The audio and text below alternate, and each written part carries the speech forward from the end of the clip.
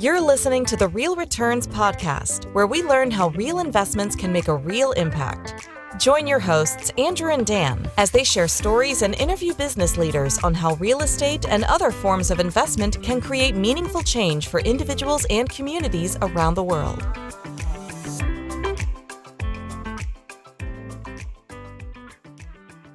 Hello, and welcome to another episode of the Real Returns podcast. I'm your host, Andrew Reichert, and I'm joined with my co-host and friend, Dan Croce. Dan, what's happening over there today? It's an exciting day. The jobs report came out for February. The U.S. economy added 311,000 jobs in the month of February, which was more than expected. And actually, I usually have a lot of jokes about unemployment, but sadly, none of them work. See what I did there? Oh, I see what you did there. Dan, Cool. You are the dad joke king. Is that like territory for having 4 kids? You have to have dad jokes? Yeah, it's part of the job description, but you're still catching up, Andrew. You have 3 kids. You're supposed to up your I got to game. get a 4th before I'm as funny as you All are. right. Well, anyway, I'm really excited about the show today. We've got Tyler Smith, who is CEO of Alpha Capital Funds up in Connecticut. And Tyler is not your typical CEO. What I'm really excited about is Tyler is 27 years old, and he thinks deeply about impact in his communities and for his residents and for the work that he does. So Tyler's going to tell us a little bit about what he's up to. Tyler, would you mind just introducing yourself? And then we'll jump in. Absolutely. My name is Tyler Smith. I'm CEO of Alpha Capital. We're a real estate investment company that focuses on wholesaling, fixing and flipping, lending, management, and purchase and stabilization of apartment buildings. You know, when I first got started in real estate, I was actually in college putting myself through it. And they pretty much told me, hey, no more student loans. So, you know, from that point, I realized like, hey, now what? You know, I'm here, 50K in debt and no degree. So I quickly started trying to figure out what really got me going. And I came across real estate and I ended up hiring a mentor, and it took me 9 months to do my first deal, right? Once I did my first deal, I did another one and then another one. And then, you know, eventually it scaled and I was, you know, had a really successful business. And that's when I realized like, hey, if I'm going to go bigger, farther, faster, and stronger, I need to build a team. And that's when I officially launched Alpha Capital. And since then, we've grown our team and we're active in 12 different states, 25 different markets. And, you know, thank God we're absolutely crushing it. So thanks for having me, guys. Super excited. That's amazing. Glad you're on the show. Yeah. Tyler, when was that you started to build a team and actually launched the company? Yeah, so when I first got started, I was 19, 20 years old. I'm 27 now. So I did it by myself for about, I would say, about 3 years. So I believe it was 2020 when I actually officially launched Alpha Capital. And we started with 3 employees, and then we went up to 10, and then 20, and at a point we got all the way up to 35. Wow. Awesome. So tell me about those first few years before you started the company. What were you doing when you were just doing deals by yourself? Were you acquiring property or wholesaling, flipping? Just what was it? Yeah, so my primary business model was wholesaling, right? And I was doing everything. So I was doing the marketing, I was doing the acquisitions, I was doing the dispositions, I was doing the transactions. I was doing everything around the business of wholesaling. Maybe for our listeners who might not, you know, really fully understand that business model, talk us through like, what's that look like? What were you doing? And For sure. So wholesaling is essentially a 3-person transaction, right? You have A, B, and C. Person A is typically the seller. Person B is me, the wholesaler, and C would be the end buyer.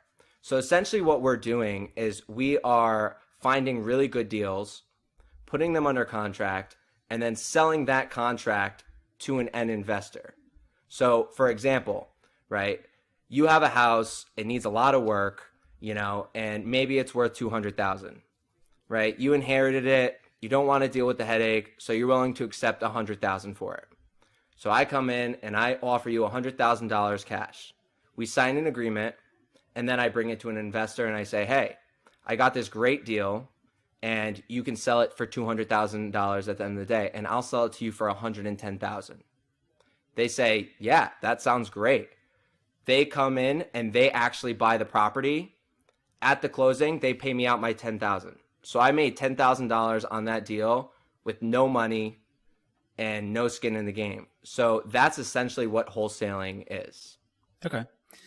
So you were doing that for a while. And at what point did you transition to wanting to be more on the ownership side of things and actually start to build your own portfolio? So once I started to build up some of my own capital, that's when I realized like, hey, I want to start buying and doing these deals myself. I mean, today still, like, wholesaling is still a primary source of revenue for us.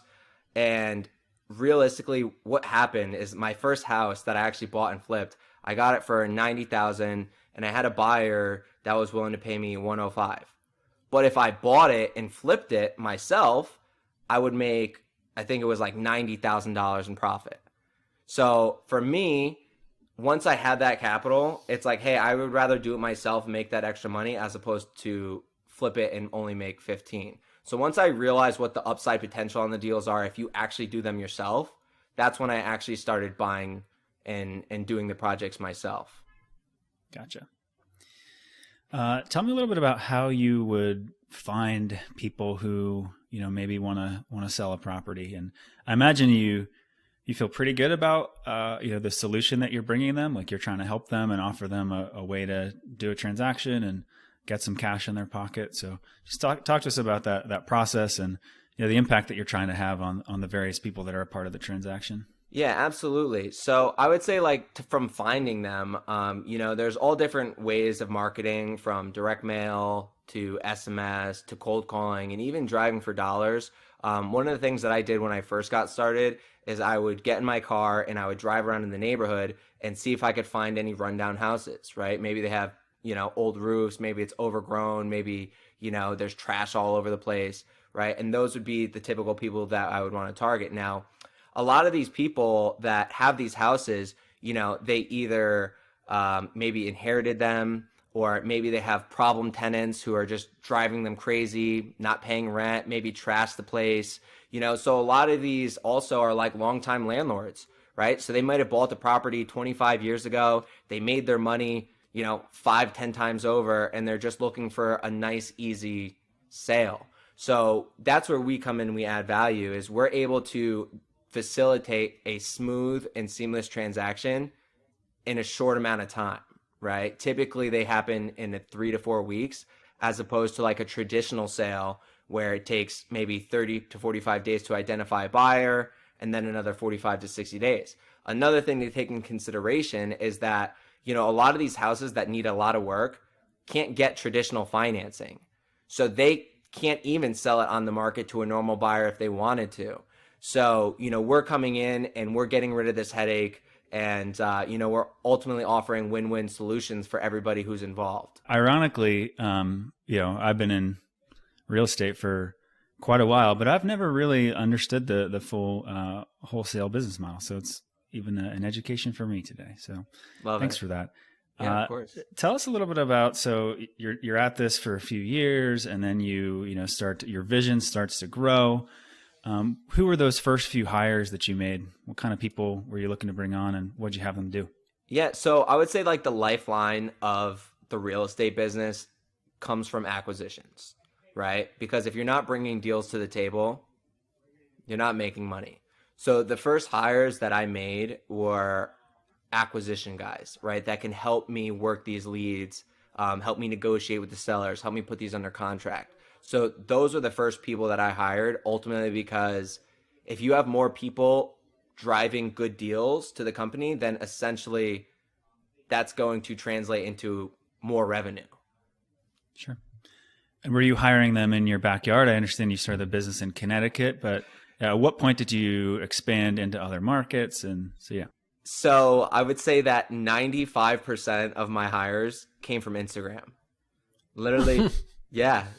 Believe it or not, 95%, right? Because people saw what I was doing and they're like, wow, like that's cool. Oh, wow. Like I know you from high school. Oh, wow. I see you at the gym, right? And people would just hit me up and it would be commission based, right? So it's like, if you're closing, you get paid. If you're not closing, you don't. So, we were able to bring in a lot of really, really good people to the team that were local to the community and really more or less around the same age as me. So we were able to really build a really cool work hard, play hard work environment.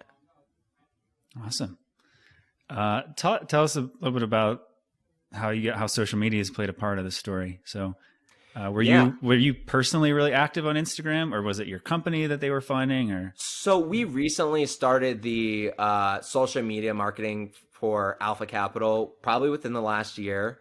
Prior to that, I was just kind of posting here and there. Like, I would be posting deals, or, I'd be at a walkthrough and I'd post it. Maybe I'm at some hoarder house, I'll throw a quick video up, so like, I was just kind of putting it out there, and I think people kind of started to see what I was doing. People would come up to me, ask me questions, and I think word just kind of like got out.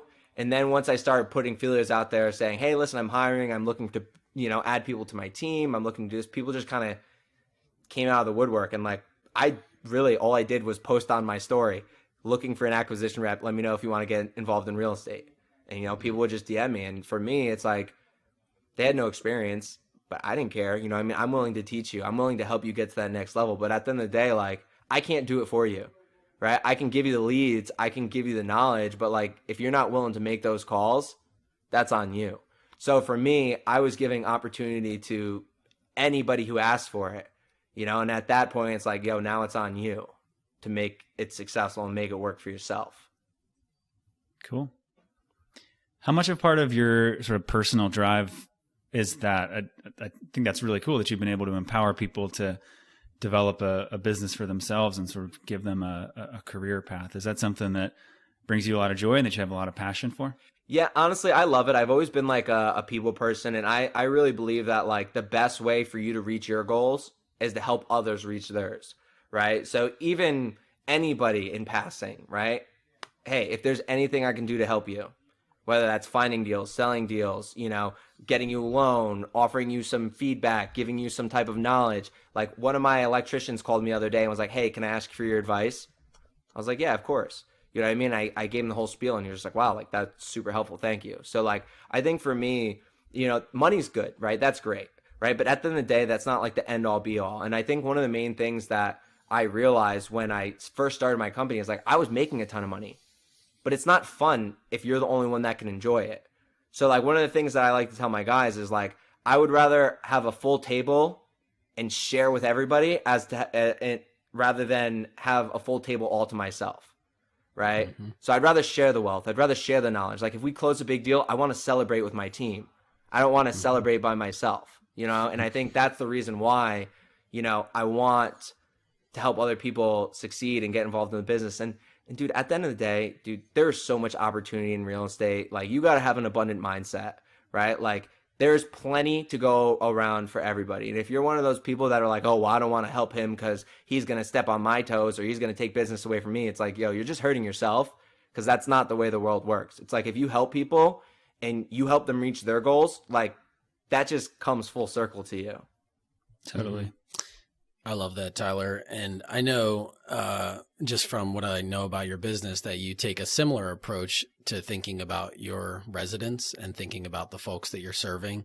So what's a little bit of how you think of kind of win-win as it relates to, the toy drive and things like that your organization's doing? Yeah. So, I mean, like, there's a lot of different ways that we benefit the community. Obviously, the one that's like our main business model is, investing in real estate. So we're taking these houses that are, really, really bad condition, some of these apartments that are really, really bad condition, and we're making them new, and we're making them safe, living environments for, normal working class or, literally anybody, right? So we're creating safe and welcoming environments for our tenants to live in, and it's improving the community. And I think one of my favorite things, even way above that, is that community giving back. Like, to your point, like, we do a toy drive every year. Last year, I think we raised about $12,000 worth of toys for kids, and we ended up giving those to foster homes. So all the kids that have foster families. Their foster parents came into the church. They picked out the gifts. Our whole team wrapped them, sent them on their way. This past year, I think we raised about 15,000 and we impacted 40 families. So we reached out to the community and we were like, hey, if you know anybody that needs a Christmas, right, that maybe needs a little bit of help, right, like put them in touch with us. Like give us a list of some of the things that you want. And, we bought, tons of clothes, toys, any more or less anything that they really like needed. And I think that's ultimately like one of the biggest things that kind of keeps me going. Cause like I said, money is great, but like you have to have like a greater purpose. And I think with money, it allows you to make a bigger impact, right? Like if you're broke and you can't take care of yourself, how am I supposed to help 500 families in need, right? Like if I have a successful business, then I can help those people. And, it's just a good feeling knowing that, you're helping other people that maybe wouldn't have had it otherwise. Like one of the things I think about is like, if we didn't do that, would they have woken up with toys on Christmas? I don't know. But guess what? I'm glad that I'm able to make that happen. Yeah, that's amazing. And I'm sure there's so many lives that have been impacted by the work that you're doing. What's the community's reception to the work that you're doing? I mean, I assume that by and large, people appreciate that you're fixing up some of the real estate, but I've got to expect that there's also perhaps folks that, maybe have a negative perception of some of that work as well. Do you find any of that, or is the community generally receptive? I mean, listen, everybody that I've talked to, they're like, oh my God, thank you so much. Like that house has been an eyesore for years. You know what I mean? Or like, for example, like maybe I buy a building and you got people selling drugs out of it. It's like by going into those types of properties and renovating them and putting, good people in there, right? Like the community appreciates that. People love that. The towns love that, right? So I think that, obviously there's two sides to it, right? But I think ultimately it comes down to like, how do you look at it? And more or less, I've gotten more positive feedback than negative. Mm-hmm. Tyler, when you're doing, something like the toy drive, are you involving your whole team? Is that something that just that Tyler's Absolutely. doing, or is the Alpha team getting involved? And is it kind of something you guys all rally around? Yeah, so the whole Alpha team gets involved. Everybody makes it a point to constantly post our GoFundMe on their Instagrams and their social media. My whole team will all get together and we'll go to Walmart, go to Target. We all shop together, so it's a really cool experience for everybody involved. And then even from like the distribution of the toys, like depending on the circumstance, obviously some people are a little more private, some are a little more open, but yeah, we try and get the team involved all the way through, right? Because it's coming from Alpha, as a team, that's one of the biggest things is that like we try and have like, we're like a family, you know what I mean? So like if one of us does it, we all do it. And I think like the toy drive is like a perfect example of that. Tell me a little bit I'm curious to understand the geographic expansion. So, I love seeing on your website, you guys have, talk about impact. You're, pretty much all over the country at this point. So how has that morphed over time? So really where it started is I read a book called The Pumpkin Plan. And essentially what it was is that it was about a man who grew the world's largest pumpkin. And what he did is he figured out what worked and only focused on that. So I took a look at my business and I was like, what works? And I realized that one of my biggest buyers was a hedge fund based in New Haven. So they were buying majority of my properties and they didn't care about the condition. They didn't care about really anything. They were just like, do the numbers work? The answer is yes, they buy it, right? As opposed to like a traditional sale, like if you're like showing someone a house, they're like, oh, well, I don't like the bathroom. It's like, okay, well, if the money is there to renovate the bathroom and the numbers still work, then like you're good, right? But like traditional real estate is sold on emotion and investment real estate is sold on numbers. So I think like that's really what got me going. But so to get back to the pumpkin plan, I realized that my biggest buyer was a hedge fund. And so what I did is I realized that a lot of hedge funds are buying up single family houses throughout the Sun Belt. So for me, it's like from an acquisition standpoint, if I could find this property that fits this buy box, they'll buy it. So you don't have to find any more buyers. All you have to do is find sellers. And at this point, they were paying full retail for someone's house. They were paying $200,000 and the house was worth 200. So what we were doing is we were marketing to sellers like, hey, sell your house for full retail minus commissions. So we would go in and we would lock up that house for 185 and we'd sell it to the funds for 205, right? And we were doing that on scale. So we started in Georgia and then we were like, wow, like this is crazy, right? Like it was so easy. It was no headaches. They closed on time, all cash, no problems. And then we started doing more and more deals. And I was like, dude, let's just follow them. Like, let's just go into every single market that they're in and just find exactly what they're looking for, target that only, and then tee those up. And that's how we were able to expand into so many markets because we figured out what worked and we identified what they wanted. And then we focused on bringing just that to them. And then because of that, we were able to scale up to like 40 to 60 deals on a monthly basis. That's amazing. Is that kind of where you're at right now? Is that your typical volume? So it slowed down really dramatically. This was mid 2022, right? When interest rates were still phenomenally low. Obviously, since the interest rate hikes have gone up and been so dramatic, they raised the Fed rate so dramatically that it kind of shocked the market. And all of those buyers paused. They just stopped, right? Because they're like, we don't know what's going to happen. And also, when your debt goes from 3% to 6%, that obviously changes how much you can pay. So now, instead of paying full retail for these houses, they had to get them 75 cents on the dollar. And primarily, these assets were, 1980 and newer. So, like, unless you're, like, in a distressed situation, it's harder to get someone to sell at that lower price point. So I would say that like from a volume standpoint, like it's gone down dramatically, but only because of the environment that we're currently in, really based off of the interest rate hikes. Have you thought about like where you go from here? I mean, do you have a vision for the company and growth and what you're thinking about next? Absolutely. So from here, like while that business was operating, right, the wholesale business, last year I flipped probably like 26 houses.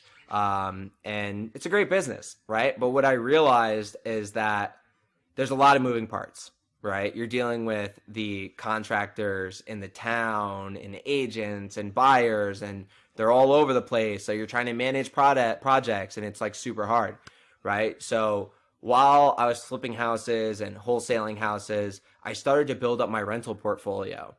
And on my first deal, it was a 15 unit in Bridgeport, Connecticut. I bought it for $750,000. I put in $250 and it appraised out for $2 million. So I made $1 million on that one deal. And that's when the light bulb went off. And I was just like, why am I going to do all these flips and make, 40 to 50 grand a pop when I could do one deal and make $1 million? So that's when I made a hard pivot to investing in value add multifamily real estate, which is what my primary focus is now. Gotcha. And so is there some sort of synergy between the various parts of the business? Do you use those same marketing efforts to find deals that you want to, invest in yourself? Absolutely. So, previously my acquisition guys were acquiring for the funds, right? Now they're still acquiring for other investors, but acquiring for me. So, they're looking for stuff that they know I'm going to buy, right? So multifamily deals with low rents, old apartments, they need updating. And if it fits the box, we'll buy it. Are you investing in all of those markets as well? Or is that specifically local to Connecticut? Yeah, so for me, I'm only investing in Connecticut because I have my management team here built out. I have my maintenance team. I have my construction team. I have everything built out here. And for me, I want to build up my portfolio probably to at least 500 units before I start jumping into other markets, just because you don't want to spread yourself too thin, right? And I think it's super important that you know the market that you're investing in. Especially if you start using other people's money. So we're at the point now where like I'm kind of open, well, I am open to taking on investors to come in on these deals with me. And really it's for the purpose of scale, right? I can continue to do what I'm doing and buy and build and buy and build, but I can go way farther, way faster, way stronger if I partner with like-minded individuals, create win-win solutions for everybody, and ultimately get to impact the lives of myself, my investors, and even the people in the community. Love that. It's you're preaching to the choir. We are big fans of that business model. So have you started doing that? How do you want to leverage other people's capital on a deal by deal basis, or trying to do a fund, or what's it going to look like for you? Yeah. So, I mean, obviously I have a track record, right, with my money. Right. But what a lot of people want to see is a track record with other people's money. Right. So eventually we're going to transition into a full blown fund. Right. In order to get to that point, we're going to have to syndicate a couple deals on a deal by deal basis. So I have 49 units in Middletown, Connecticut right now that we're under contract on, supposed to close in 2 weeks. And I'm open to putting down the entire down payment, but I'm also open to other people coming in on these deals. So actually right before this podcast, we met with an investor and he's considering putting in $100,000 or a couple $100,000. And, we'll see how that plays out. But, definitely are actively looking to start bringing on some investors. We have a lot more other deals in the pipeline. So for me, it's like if I could bring on other people and allow myself to do more deals while creating win-win scenarios, then like obviously that's just going to make us go 10 times farther way faster. I love that. I mean, certainly you can amplify the impact. It's pretty much directly correlated to how much capital you have to deploy. So the more capital you've got, the more you're able to leverage those relationships. Certainly, the more impact you're going to have. Yeah. Now, if you don't mind, humor me for a minute. Pitch us. I know nothing about Connecticut, so you're in for it now. Why? All right, let's go. You ready? And actually, you want to go, Andrew? I was just going to say, we're not a bad target market for you, as it turns out. You might be talking to a couple I'll pitch you, investors. All right. So listen, so it's 49 units, right? It's in Middletown, Connecticut. It's 4 buildings. So the current owner already went through about 15 of the units. He raised the rents, but only to a mid-level stabilization point. So for the 1 bedrooms, he's getting like 1,100, and the 2s, he's getting 13. I think if you take it 1 level up, right, you can get $1,350 for the 1s and $1,500 for the 2s, right? And they're primarily 2 bedrooms. Owner's paying heat and hot water. We're buying the deal for $4.2 million, which is about $85 a door. We're looking to put about $20,000 per unit in. The goal is to go in, renovate 28 units, bring those up to market, and then retrade at a 7% cap rate, right? So that's a conservative number, but with the current market, we're placing it there just so that way we have some wiggle room, right? So we're buying the deal for 4.2, right? We have $1 million budget on it, which is 5.2. I don't think we're going to use the whole thing, but say we do. If we sell it at a 7 cap, we should be able to sell it for $6.6 million. And I believe that we can do that in about a year. So I think it's going to take us a year to stabilize the asset. And then by month 18, we're either going to retrade it and cash out and get everybody their money back plus their profits. Or if we can't get our number, we'll refinance, get everyone their money back anyway, and then we'll hold that for a long period of time. We will also use that property for tax purposes of depreciation, right, which we can pass along to our investors. So overall, like the deal really is a no-brainer. I think from an LP standpoint, in 1 year, you're looking at about a 1.5 equity multiple. if we retrade. So if you put in 100 grand, 1 year later, you get back 150, which is like a no-brainer, right? Especially if it's a passive investment. So if we retrade at 18 months, it's going to look like I think it's a 37% return year over year, which, you know, where are you going to find that? But it's modestly acceptable. Yeah. That's what I'm saying. Where do we sign? Yeah, 100%. And I think the thing is this, is like any deal, you want to make sure you have multiple exit strategies, right? Because if your only plan is to go and sell it at the end of the day, what if something happens, right? We have multiple exit strategies. And on both, we can recoup all of the investor's capital by the end of month 18. So whether we sell it, you get your money back. Whether we refinance it, you got your money back. And then you have that long-term cash flow, those tax benefits. And, you know, overall, it's really like just a no-brainer deal. Do you think you keep the existing tenants when you renovate the units, or is it a re-tenant strategy as well? So it's really hard to keep tenants in place when you're renovating units. Most of the stuff that we typically do are kitchens, bathrooms, floors, paint, you know, light electrical, plumbing, you know, that kind of stuff. So typically what will happen is in this deal, majority of the tenants are month to month. There's probably about 15 or 16 tenants that are on year leases, so they'll stay. And the game plan is to run through probably about 3 units a month. If we run through 3 units a month, we should run through all 27, 28 units by month like 11. So what will happen with the current tenants is we'll say, hey, you know, we're buying the property, we're making a lot of improvements, they're going to see us working over there, you know, hey, like, you know, we'll give you 60 days to find another apartment. If you want to come back when they're fully renovated, you know, we can get you back in here, no problem. But, you know, typically it's just, you know, you just got to work with them. You know, people are totally understanding. People are cool about it. I think a lot of it comes down to like your approach. You know what I mean? If you go in there and you just try and kick everybody out, then it's like, you know what I mean? It could turn into something not so great. But I think it's important to accommodate people as you kind of stabilize the deal. But, you know, going into the deal, we have 3 units already vacant. So we're going to start renovating those right away. And then by the time we get the first set of tenants out, which I think there's probably 5 evictions right now. So they're going to be the first people that we start with. And then, you know, gradually we're going to work through all the units. And I think by the end of year 1, we'll be able to have those 28 units stabilized. And it should pencil out to 10 cap stabilized, which is a great return. And especially on refinance, if everybody has their money back, plus the distributions, plus the tax benefits, plus, you know, the lump sum at the end of the day when it gets sold. I mean, if you're looking for like a passive investment, it's really a no-brainer. Awesome, man. I think you did a pretty good job. I mean, listen, I was not expecting to pitch you guys, so it might have been a little spotty, but next time you give me a heads up, I'll be a little more spot on. No, we kept you on your toes, but you did well.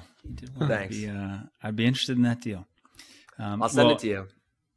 Awesome. Yeah, please do. Tyler, this has been great learning about the story of Alpha Capital. Really inspiring. I love the impact you guys have on the communities that you invest in. But as we start to round out the show here, I'm going to hand it over to Andrew, and he'll go through our lightning round with you. Yeah. Thanks, Dan. So yeah, Tyler, I feel like we got to understand your business model a little bit. I want to now get to understand Tyler. So first of all, what would you say is your biggest win, either personally or professionally?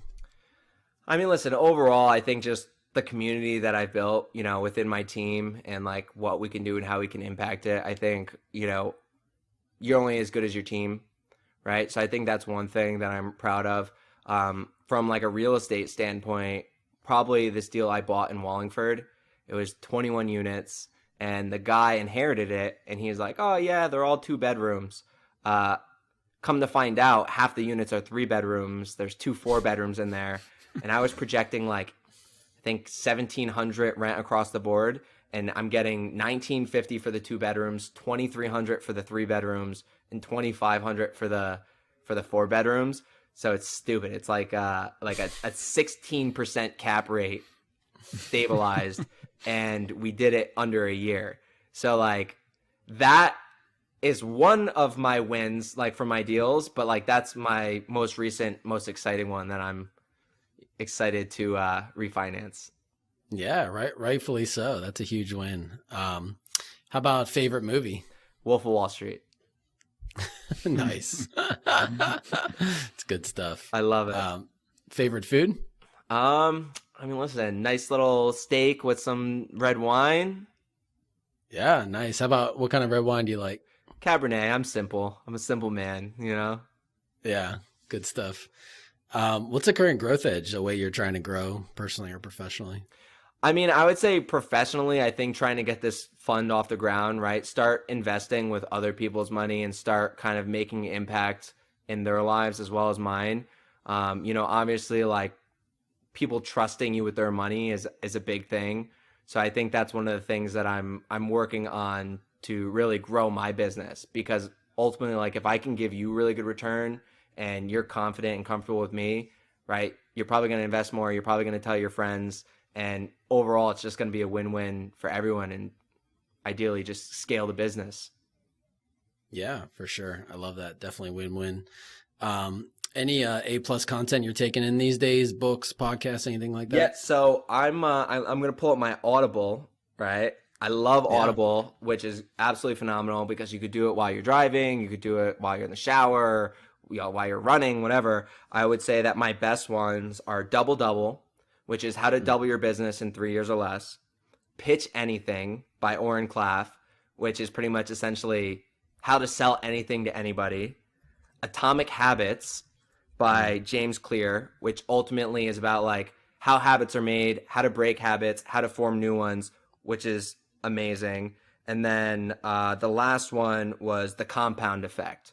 And the compound effect is essentially like, if you do small things over long periods of time, like, you'll see dramatic results from it, but it's over time, right? So those would probably be like my top, the top things that I've been really learning from, and I absolutely love them.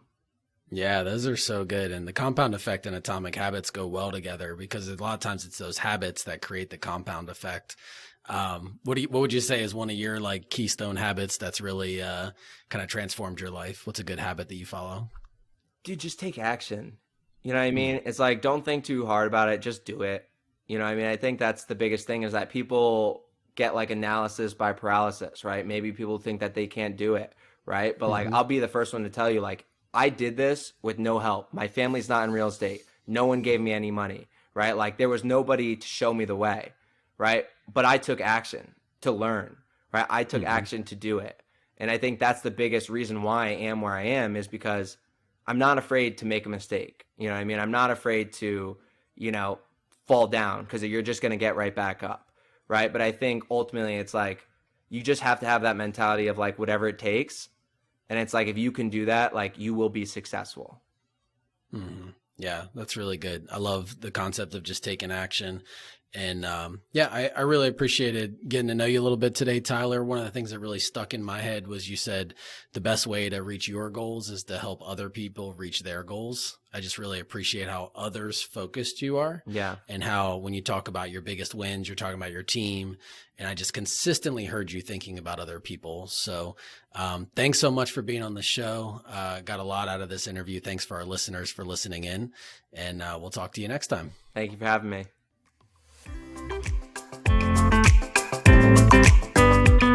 Thank you for joining us for this episode of the Real Returns Podcast. We hope that you learned something new about how you can invest to make a lasting impact on those around you. Please be sure to subscribe to our show wherever you listen to your podcasts, leave us a review, and share about us on social media. We hope you will join us for our next episode, where we will be continuing the conversation around impactful real estate investing.